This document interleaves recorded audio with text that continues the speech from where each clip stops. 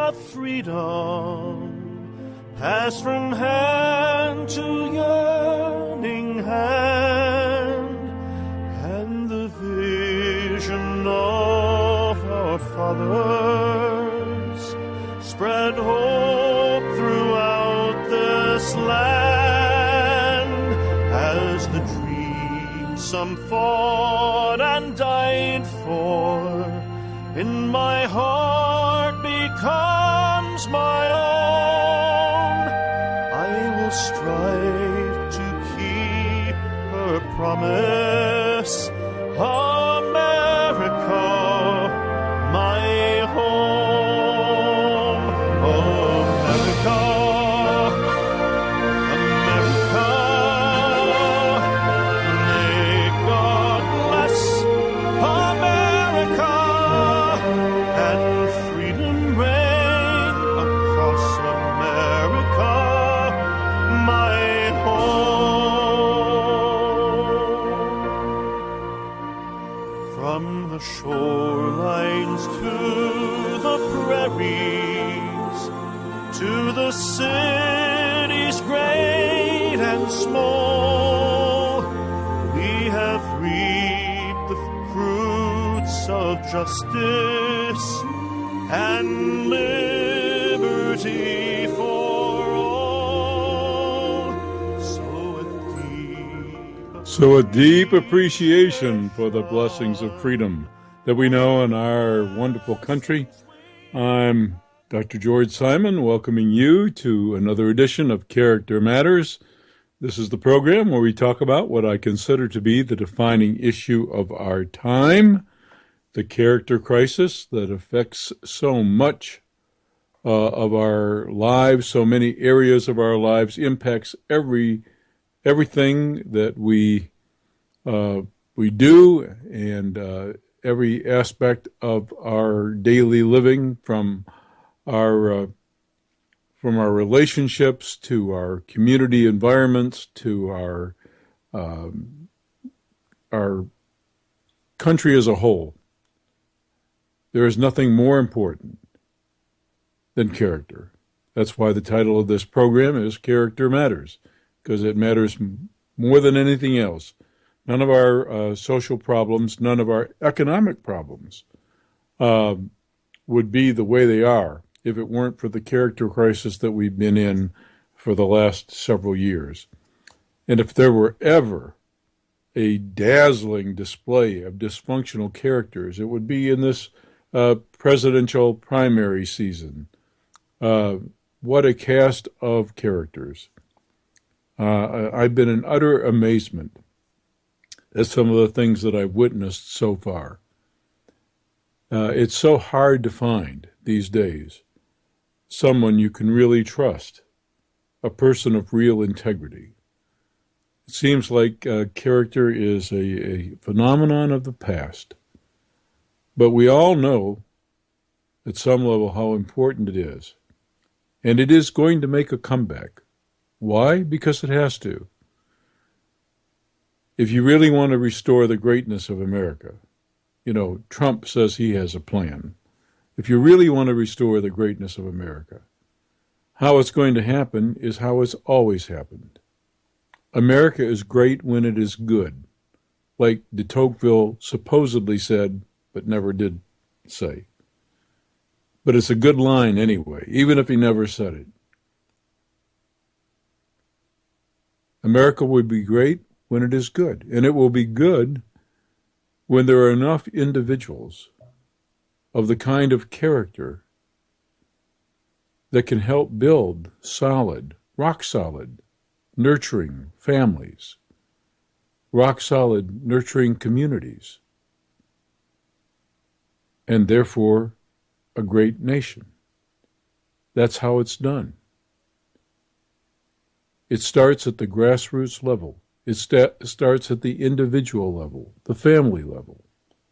That's where our greatness has always come from during our periods of greatness. We've had periods of greatness, and we've had periods of great shame. But we really desperately need to restore our greatness, and that's how it will be done. not by any of the ridiculous schemes that some of our candidates are proposing. And tonight, we're going to be talking a little differently about this matter because we're going to be bringing in, for the next several programs, we're going to be bringing in the importance of faith. The kind of faith that can transform. You know, I've been in the business of counseling people for a long time.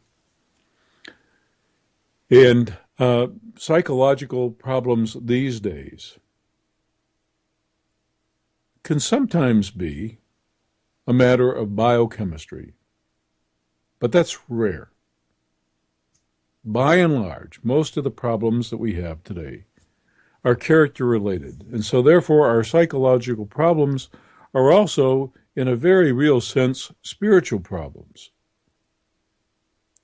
They have to do with one's relationship to the higher powers that one perceives in their lives, and ultimately to the highest power. And so we're going to be talking about that in the next few programs. And if you want to chime in, and if you want to join the discussion on that, I invite you to do so at 718-717-8296. That's the number to call, 718-717-8296, if you want to join the discussion. You know, I was very edified in the workshops that I've been giving around the country. And more to come. By the way, check out my website at manipulative-people.com. That's www.manipulative-people.com. That's my blog site. Check out the seminars and workshop pages and take notice of the venues that I'll be going to. In May, early May, first week in May, I'll be in the New York City area. Two venues on Long Island, one in the Westbury section, and another further inland on Long Island, and then also a workshop in Manhattan proper. And then later that month, in the month of May, in Oklahoma City and Tulsa and Springfield, Missouri. So check out those venues on my website, or also on the Cross Country Education website for professionals. But what I was saying is that at these workshops, I was really impressed with the fact that not only were the professionals I was speaking to very receptive to the message I was bringing them about the phenomenon of our age and how to deal with it, but they were also hungry for spiritual material. And I never anticipated. I sell all three of my current books at these workshops. My book, In Sheep's Clothing, Understanding and Dealing with Manipulative People, which is an international bestseller and many regard as the definitive guide to understanding manipulative types. And my book, Character Disturbance, which is the in-depth study of all the disturbed kind of characters and character disordered individuals you're likely to encounter out there, from narcissists to psychopaths to sociopaths, you name it, they're all in there. And I'm always happy to see these books embraced by the professional community. But what was so surprising and so edifying at the same time is that in the first round of workshops that I did back in January, I was surprised to find that the first books that I sold out of were not In Sheep's Clothing or Character Disturbance, but rather The Judas Syndrome, which is my first book for the Christian faith community on how faith, rightly embraced and rightly lived, truly can save, and how it saves. It was unexpected, an unexpected pleasure that was the book that sold out immediately. So I doubled my order for the drop shipment of the Judas Syndrome for my second round of workshops. And what do you think happened? Lo and behold, the same thing occurred. The first books to sell out, of course, I sold out of all of them, but the first books to sell out were once again the Judas Syndrome. And I was very pleasantly surprised by this. I sensed a spiritual hunger in my audience. I think that they were aware. I think that clinicians are by and large aware that the clients that they're dealing with are mostly not struggling with strictly biochemical-based illnesses, but rather are struggling with character problems, and those character problems ultimately stem from a poor relationship. I see we have a call coming in. I'm going to go ahead and take it. Hello, and welcome to Character Matters. Hey, Dr. Simon, good listening to you. This is Vince. We haven't spoken in a while, but when your introduction song was playing, I was just thinking and posting in chat how much this, the ideas of the words in this, how much it means so much, and I think a lot has been lost along the way. People's ideas of what America is, what it stands for, and what others perceive it to be, and how we interact with one another is sometimes so biased by our own ideas, and that is a faith in a way, whether it's a faith of in God or an ideology. And I'd like to read this post from Patty Beers and talking about how we weigh others against our own opinions. And sure. She says, and I'd like to ask you to comment on it and fill in some blanks because it's a little incomplete, I think. Okay. But it stands out, though, to me. But she says, the most effective way to check yourself is to take a moment when you find yourself criticizing others and think about how you do exactly what you are accusing them of doing. If often you find yourself thinking, nah, I would never do such stuff as that, then you're not self-aware and are using psychological defense mechanisms to deceive yourself because you are experiencing cognitive dissonance. When you realize that you do the things you critique others for, you can stop yourself from behaving like a hypocrite. Mm-hmm. Yeah, yes. There are some folks who think that basically all life is a projection.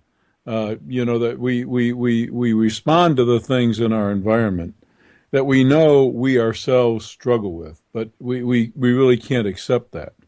But I want to say this about that.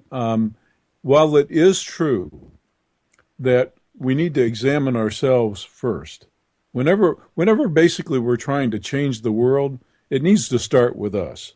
So we need to examine ourselves first. And only when we've really reckoned with our own shortcomings, our own biases, our own failures, so to speak, and our own defects of character, only when we have done that can we accurately really tend to the issues that we see in someone else that may need some attention as well. But one thing I want to suggest to you is something that I noticed in working with the most severely character disordered individuals in the prison system when I was doing work for prison systems. I noticed a very consistent pattern, and I coined this term leveling on some of my worksheets as a tactic that really severely disturbed characters use. They want to level the playing field, and they want to make you equal in every respect to them as a tactic of maintaining a position of advantage, and also of avoiding responsibility for certain negative behaviors on their part. And so one of the things I noticed is that these folks were very quick to ask you to not judge, basically, because you were guilty of the same kinds of things, at least at some level, that you were pointing out to them, or trying to point out to them. And that basically gave them an excuse not to change. So I think that there's a balance there. I think what you say has great validity. But when it comes to character disturbance, we also do have to be willing to confront it. And it's a really fine line sometimes between dealing with our own stuff and knowing what it is and what our own defects of character are, and adequately confronting the character defects of another. Do you see what I'm saying there? Yeah, it's a kind of self-validation for that person to tear somebody else down, and to then that validifies their exactly. or Yes. lack of character. And Exactly. I think the character is at the foremost of what matters worldwide, and until we address our own issues, then I think all the other issues are side issues and are pretty much hopeless, unless we can have a base for what character is and what good character is, then everything else is almost mute. You might not be prepared for this question, but I'd like to ask it of you anyway. What do you see as the role of faith? What do you see as the role of faith in basically helping a person come to a place of honest reckoning and producing the kind of mindset that promotes not only internal health, but helps make the world a better place? Well, that's almost a two-part answer, because it depends on the faith that one might be speaking of, whether it be a faith in God and a faith of natural law that, for me, is self-evident. That there's not a line that you cross between good and evil. Good is a point, infinite point that is there, and the departure from that, and anything that harms or steals is theft, is sin. But as far as and that should be the basis of character in any faith of God. And in our faith in humanity as individual men and women, our faith should be the very same idea that we produce good and abhor that which is not, or that which is evil. And when we interact with one another, we should take those words that I'd read from Patty earlier and consider how we ourselves act towards another. So that would give us a good starting point, I think, for basing our character. Yeah. For your own self, how instrumental do you see your own faith, whatever it might be, in being a guidepost for your own personal character development? Well, for me, the first sets my standards for the second, my faith in God and Creator, and knowing that all the issues will one day, that this hope that is unseen, this faith that I have, will be dealt with, and justly so one day. So I know no matter what occurs around me in life, then my faith tells me that one day all things will be made right. And in the meantime, it's a responsibility for myself to stand for what's right and to fight for that. Yeah. Just the way you phrased that and just the sentiment you seem to carry with that tells me that you are indeed a person of faith. I am very, very leery. I don't know about you, but I'm very leery of folks who are very adamant in their proselytizing, like they know certain things. They have a conviction whereby they have the answer for everything, and they don't seem to me to be coming to from a place of genuine faith, but rather a one of conviction and certainty, where they basically are looking for answers, and to me, it masks a great insecurity and a lack of faith. I don't know anybody who can truly honestly say that they know anything. I mean, I've been around a long time, and I think I've learned a lot of things. But in all humility, when I have to reckon with myself and say, what do I know for absolute certain? I've got to say, not very much. In all honesty, not very much.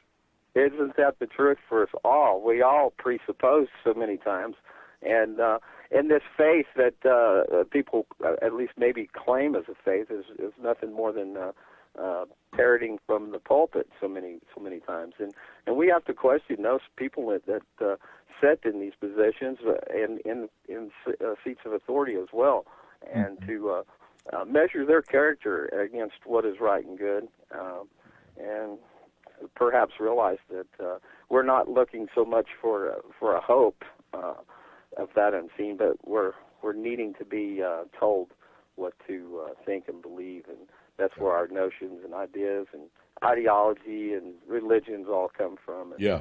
so I think we're not only we're judging ourselves and others, but we also judge God in a sense too, and I think that we should examine all things. Yeah. Well, you make some very interesting points, and I hope that anything you wanted me to chime in about, I have, and I appreciate you calling in. Did you have anything else you wanted to discuss? No, sir. Thank you. I truly enjoy your broadcast here on UCY.TV every week, every Sunday, and for people listening live, you can catch the archives on the YouTube, UCY.TV, or UCY.TV, without the dot there, user on UCY.TV, user on YouTube. And so on occasion that I happen to miss your show, broadcast live, then that's where I go pick it up at. Oh, well, thanks for mentioning that. I probably am remiss myself in not mentioning that enough, but thanks for mentioning it. And thanks for calling in. Bye-bye. Bye-bye. Well, that was a great call. I really sense wonderful faith there. I'm very leery of dogmatic folks who basically think they know. And in those kinds of attitudes are inherently divisive. One of the points that I try to make in the Judas Syndrome is that the faith that we Christians supposedly profess is an infectious one. Think about this. Think about the time in which, quote unquote, way was born. And that's how it was known. This phenomenon that we call Christianity, it was known as the way in its infancy. The way of what? The way of living. The way. The pathway, the personal, the method of personal journey. The walk in life. That's how it was known. And think about the time in which it was born, and how it was born, and of what it was born. Some people came to believe. I see we have another call coming in. I'm going to take it. Hello, and welcome to Character Matters. The pathway. Hi there. I'm here. I'm just calling in for the program. Yes? Oh, are we on live? Sorry, because I'm listening to the program on. Yep, we are on live. Okay. Hi, Dr. Simon. How are you? I'm just fine. How are you? Good, thank you. I just wanted to comment and thank you for all the books that you've written. I wanted to say that they were absolutely fantastic. The day I picked up the first book, I read it literally in one afternoon. That must have been in sheep's clothing. Yes, in sheep's clothing. Yeah. I literally read that in one afternoon. Yeah. It was a fantastic book. Oh, thank you. It really helped me out a lot, I have to say. It was a great book. Yeah. After I started applying the principles, it really sort of helped me out a lot.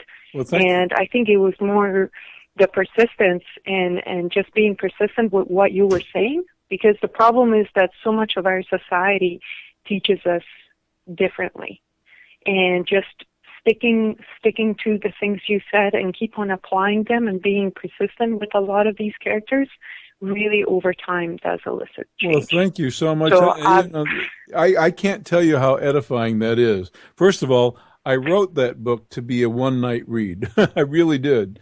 And so when people give me that feedback, it's very edifying. And secondly, I also wrote it so it could be really, so that the perspective would give people tools that they could implement and that it would change things. And so when I get that kind of feedback, it's very edifying too. So I really appreciate that. Thank you very much.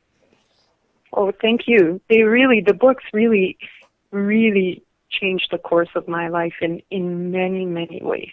I mean, they really changed the person that I am today, and really they helped me out a lot. I cannot explain. Now you say the books, so I'm assuming you've read the other two books as well. Oh, of course. As soon as I read the In Sheep's Clothing, and I wanted to get a little bit more insight, so I got the Character Disturbances book. Uh-huh. And then once you were coming out, so after I've learned to really apply your principles, for the time I kept on applying them. But sometimes for the time we tend to sometimes go back to our previous tendencies. Mm-hmm. For the most part, I've eliminated the toxic relationships. That's what really the books really help you at the end of the day. Uh-huh. Once you go through it, it's a very difficult process. Once I've gotten the books, they help me out tremendously. Uh-huh. And then you're a lot better in seeing these kinds of patterns happening. Uh-huh. So every once in a while, I'll go back and read your principles. Of course, once the Judas Syndrome came out, I bought that immediately. That was very good. The other book, I think I read in one of your posts that you were thinking of doing a book for people recovering. We have a from book. Toxic relationships. We have a book coming out in just a few weeks. I'll have a major announcement. We thought that it would be available in mid-April. It may be actually available a little bit sooner. It's actually published by Amazon. It'll be on Amazon. It'll also be in the bookstores. It's called How Did We End Up Here? And it's a book that I've written with a co-writer by the name of Catherine Armistead, a wonderful co-writer, also a PhD, also a student of both of faith and psychology, and it basically answers the question for folks who have come to that point in a relationship where they're wondering, how in the world did I end up in this mess? How did I get into this toxic relationship in the first place, and why am I in the situation that I am right now? And it also answers the question about, how do I pick up the pieces and move on? And it thirdly answers the question of how did we get here as a society? How did we end up with so much character dysfunction, where there's so many relationships that fall apart, so many families that fall apart, where there's so much entitlement, so much narcissism, so much greed, so much doing horrible things to your neighbor? How did this happen to this great, wonderful place that we inherited? How did this happen? That's what it seeks to address, and it will be coming out very shortly. I'll have an announcement in the next couple of weeks about it. That's great. No, I'm very excited for the book, and as soon as your book comes out, I'm pretty sure all your audience will get it right away. They really are. They're fantastic books. They really are. Each of them speak to very different topics, but they've been very, very helpful, I have to say. Well, thank Extremely. you so much. I really appreciate your comments. Yes. Okay, that's all I really wanted to comment very enthusiastically. Just wanted to thank you. That's really all I wanted to say. I just wanted to call and thank you for everything. Well, wait a minute. Yeah, that's I really appreciate your comments, but I want to ask you a question, okay? sure. Because we're talking tonight for the first time. Really, I'm spending some time with some of the sentiment behind the Judas syndrome. And Yeah. would you be willing to share with our audience anything that impacted you from the Judas syndrome? From the Judas syndrome, it really, yes, it did emphasize the faith. I'm Christian myself. I'm a believer. I would definitely say, I think over the course of time, I've come to see faith more in sort of ways of karma, sort of like that. Uh-huh. So I would sort of all combine it in that. In terms of that, yes, it really I saw it more as, for example, when looking into challenges, your faith of doing things on your own, and really having faith in something else, having faith in God. I think having faith in Christ, that if you're doing the right thing, you will be helped. And that has come to myself in my life, speaking from personal experience, millions of times. Well, I think in the book you've mentioned a story of Mary and somebody else, a mother that really struggled with her son. Yes. That they've had difficult circumstances before. A father passed away, and she was sort of not really having faith that he could do things on his own. Yes. And by that, he never got to exercise those things. Yes. He never got to exercise his own. He never had to become responsible. Exactly. Yes. Exactly. So it definitely applies to someone like that. I could definitely see that. Yeah. In terms of for disturbed characters, of course, not seeing faith, just seeing themselves and not seeing that there's bigger impact out there. Yes. From their decisions, of course. Yeah. And that I can say myself. Recently, I've had an experience where I've sort of witnessed that, where one of the companies that I worked for was a quite large typewritten company, but that was it was really filled with a lot of disturbed characters, a lot of people, this was financial system, a lot of folks having no appreciation for doing what's right. Yes. Sort of for believing, as you said, for believing in anything above themselves. Sort of thinking, I am, that was their mindset, unfortunately, that they are God and they're above everything. Yes. And I mean, and over the course of years, their kind of actions, the way they were doing things, which were wrong in so many ways, and you really couldn't get to these folks to explain these things to them. Yes. Eventually caught up to them, Yeah. And, Well, I thank you. I appreciate your willingness to share a little bit more about that. I wrote the Judas syndrome for two main reasons. One, because I myself am constantly trying to nurture and grow in my faith. I came to appreciate how dependent I am on that faith to be a better person myself. My character is in constant development. I'm constantly working. God is not done with me. He's been working on me for a long time. And I got to tell you, he had his hands full early in my life. He really did. He had a lot of work to do. So he's been a very busy guy with me, and he's not done by any means. I'm certainly not through growing and learning. But I also came to realize that if we're going to change our environment, a faith rightly lived is the only way to do that. We are not going to coerce. We are under this crazy illusion that we can pass enough laws, make enough demands that the irresponsible folks among us will suddenly turn their lives around and behave responsibly. This is madness. people have to be attracted to something better.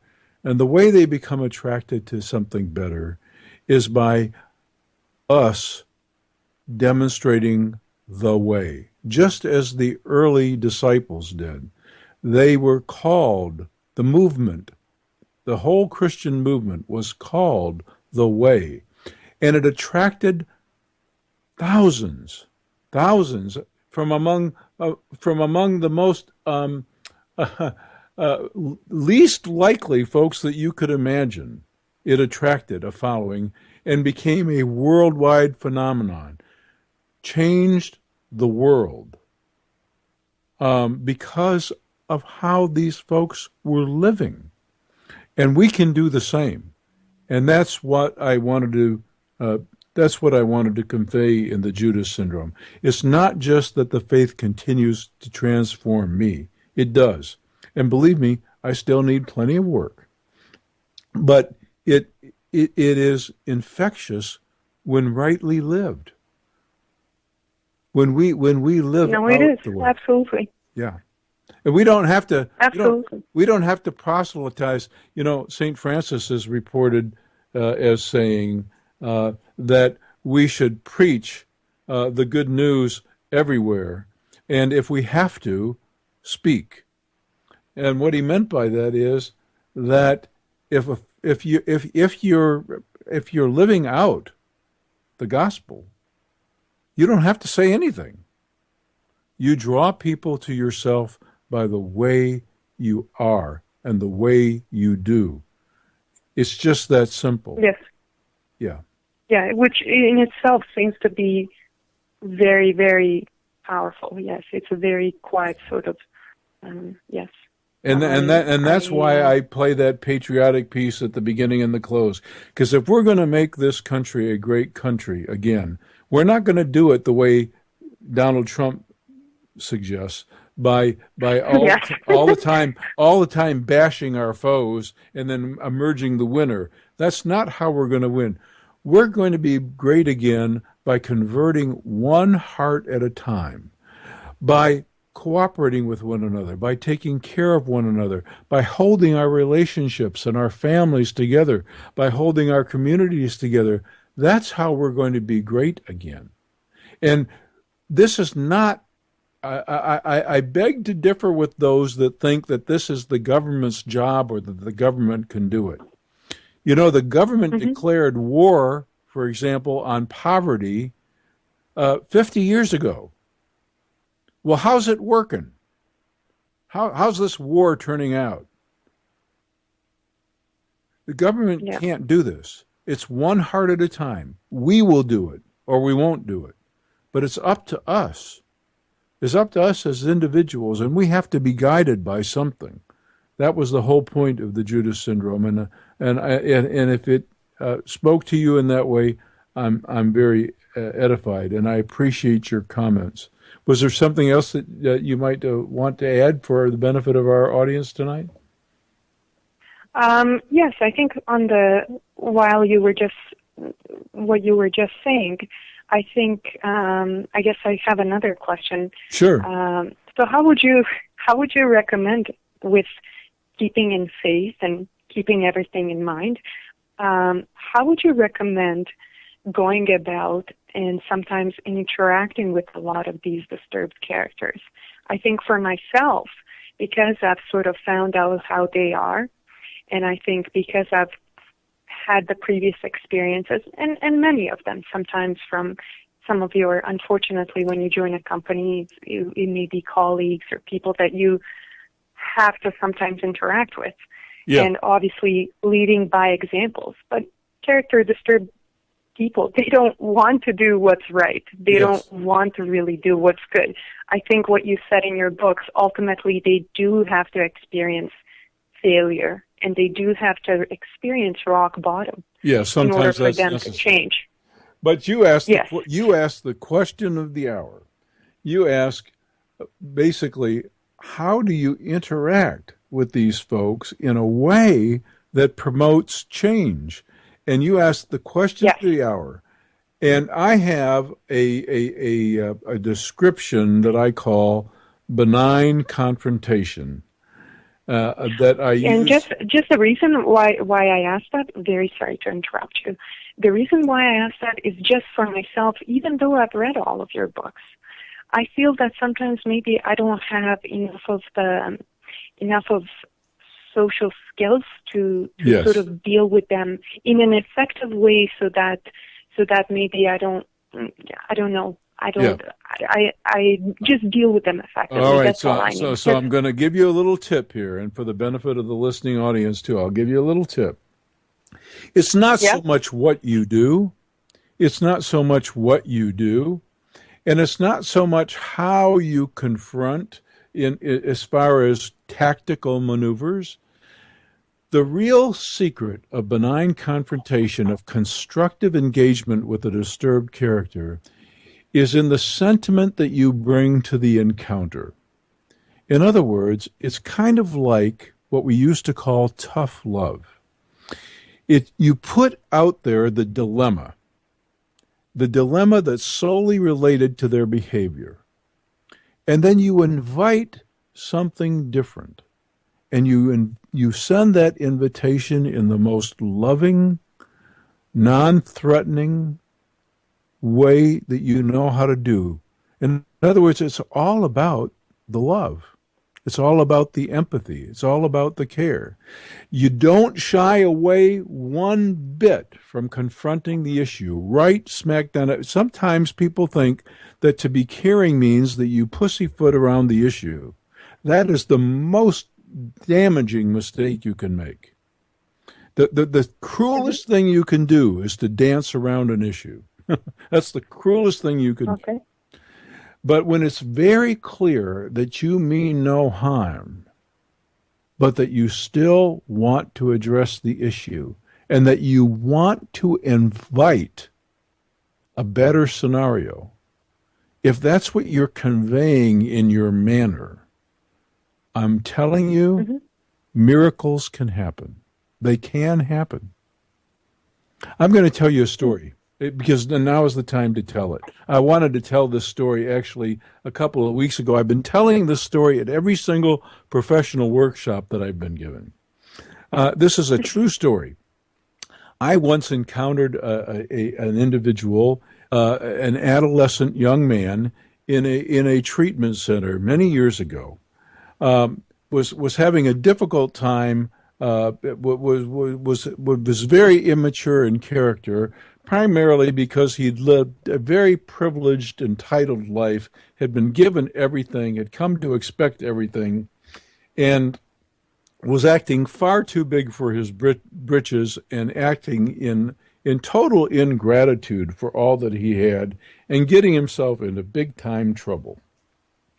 Well, I worked with this individual for quite some time, and he made a fairly decent turnaround. But others were not convinced that his turnaround was genuine. And as a matter of fact, they told me, Dr. Simon, this person says all the right things and does all the right things and knows how to look good, but inside, he is still a narcissistic character who cares only about himself and will never be the kind of person you think he is. Well, about maybe 5 or 6 years after I had worked with this individual, he showed up at my doorstep one time. And by the way, I should say, this young man was devilishly good looking. And, the cover material, a model material for a magazine, had everything going. He was smart too. Had resources, his family had means, and he had basically married the prom queen. He had the trophy wife, he had everything. He had a great career, charisma, the gift of gab, everything. Just so happens that his new wife of only a couple of years had been in a tragic car accident and had become disfigured somewhat and disabled. And he was actually thinking of bailing. because his fairy tale life, this gilded life that he had been living, was no longer, and he was feeling sorry for himself, and I just didn't do anything but confront the issue as lovingly as I could and invite him to reckon with the fact that his character was on the line. Now, he was not happy about this, and I began to think that my colleagues were right about him, that all of his changes back in the early days were superficial, and that he was just such a selfish so-and-so that he would never be of the kind of character that we had hoped. And so he left my office. He was pretty disgruntled, and I could tell not happy, because I basically just simply said, this is your moment of testing. This is your test of character. This is your moment to define who you really are and what you're all about. And he didn't like it. So he left, and interestingly enough, I make the mention to the people attending my workshops. Interestingly enough, he also stiffed me on the payment for the visit. Oh my goodness! But the conclusion of the story is about 10 years later. Actually, this happened. No, I'm sorry. It's much later than that. It would have been much later than 10 years, because this just happened really a few years ago. I'm in a pizza buffet restaurant with my grandchildren and my wife, and this person approaches the table and just kind of stands there, and I look, and he says to me, "You don't recognize me, do you?" And I don't. I just don't recognize him. And then he tells me who he is, and then the light bulb goes off, and I think, oh my goodness. And then he points across the room to his two children and his wife of some 20 years and says, that's my family over there. Wow. And basically, he bends over and whispers in my ear a thank you, and also pays me. My goodness, for the treatment! Yeah. Wow. So what can happen in those moments of loving confrontation? You just don't know what can happen. You don't know. Miracles can happen. I've seen them happen. But if I had skated on the issue, if I had been afraid to approach it, if I had been too concerned about how he might take it, that I shied away from the issue, that wouldn't have been possible. And you don't know how it's ever going to turn out. You don't know. Nobody knows. But you have to make the call. So when you see character dysfunction, you have to call it. You have to call it. But how you call it really makes a difference. And you never really know what the outcome is going to be. And I want to tell you that this incident that I'm relaying to you is not the only such incident I've had in my 35 plus years of doing this kind of work. It's not.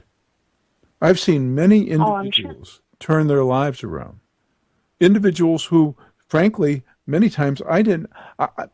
I'm working with somebody right now that just floors me every single day when I witness how much they have transformed in character. I'm bowled over, because early on I would have thought this is a lost cause. It's a completely lost cause. So I learned a long time ago, you let go of the outcome. You do the loving confronting, and you let the rest go because it's not in your hands anyway. But you do the loving confronting, and it has to be done lovingly. But you don't shy away from the issues. You dare to call them out. I've dared to call out people on their big heads, on the excessive and unwarranted self worth that they think that they have, the sense of superiority that they have, the sense of entitlement that they have. These are not pleasant things to confront. Nobody likes to hear something like that. Nobody likes to hear you, especially a professional, call them out for being too big for their britches, basically. Nobody likes that. But it's in the how that you do it. If they can't, if they sense any ulterior motives on your part, or if they sense anger or hostility or harsh judgment or malice of any kind, it doesn't have impact. But if they can only sense concern, legitimate care and concern, and true love behind it, then they're basically faced with the issue and there's no escape. You know, they're kind of like trapped like rats. Does that make sense? No, that absolutely makes sense. That makes sense a lot. Thank you for explaining that, because I think for me, after reading all the stuff, I think I've really come to struggle with the way I kind of confront people. Yeah. I think sometimes I have, because you see them kind of doing very sneaky things, and I've worked with a lot of folks that have not done very great things.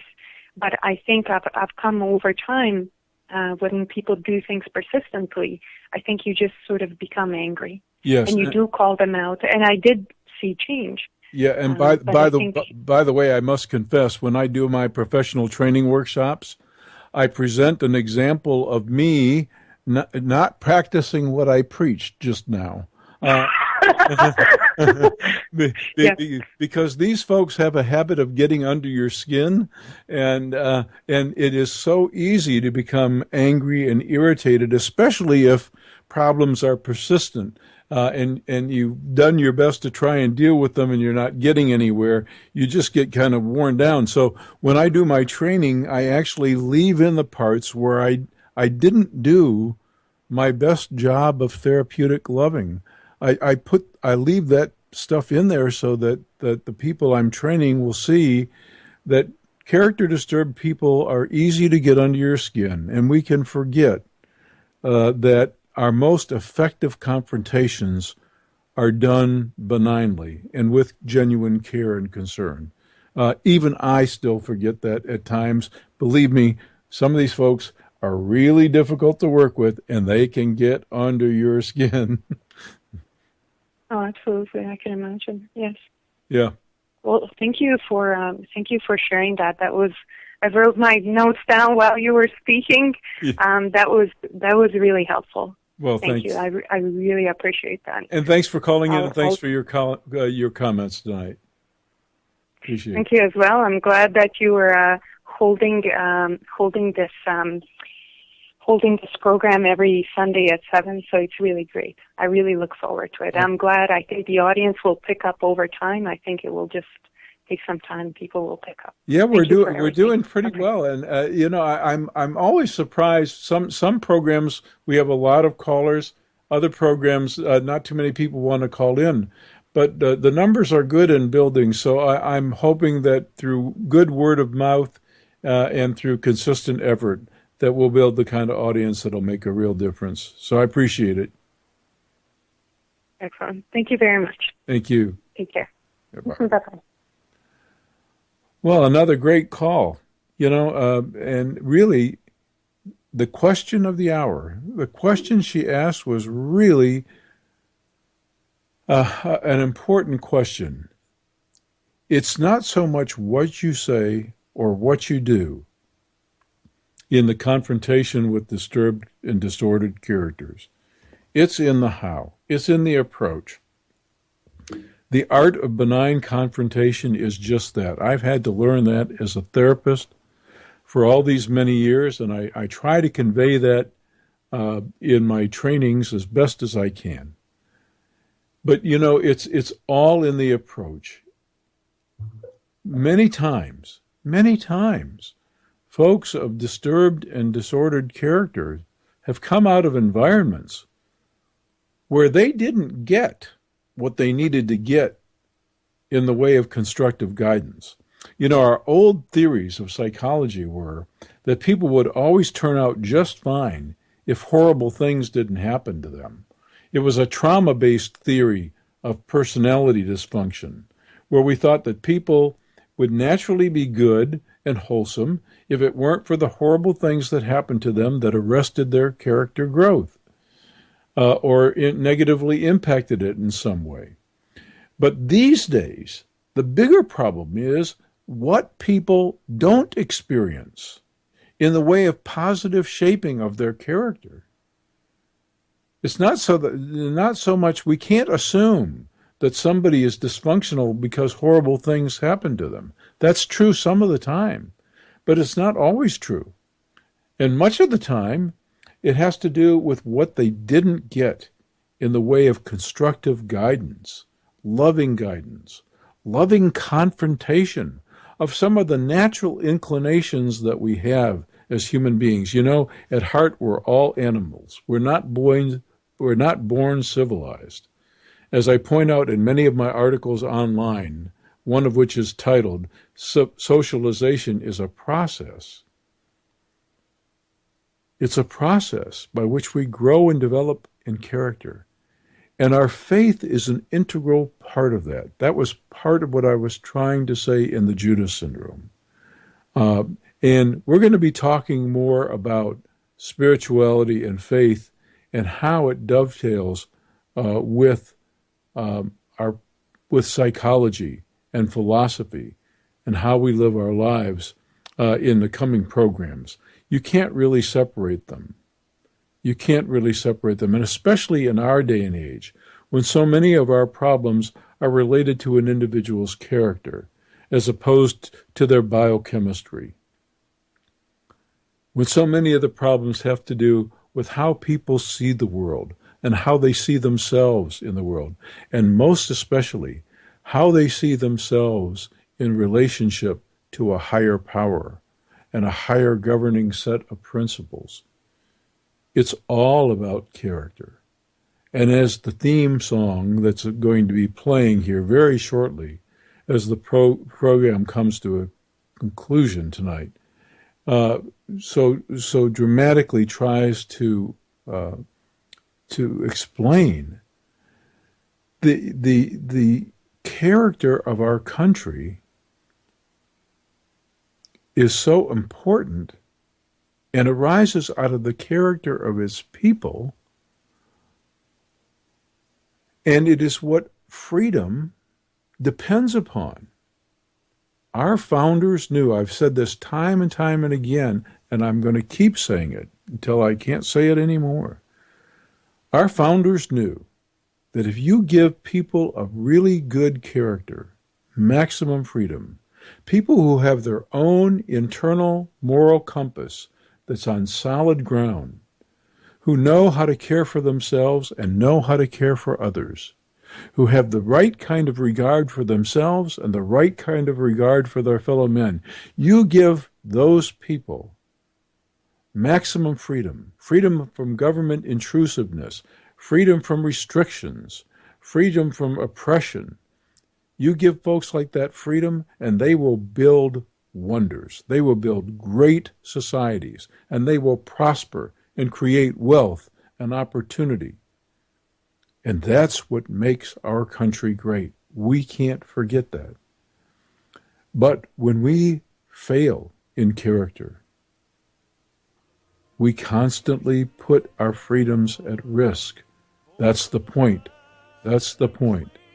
So, as we listen once again to America My Home, keep that in mind, and keep in mind the importance of character.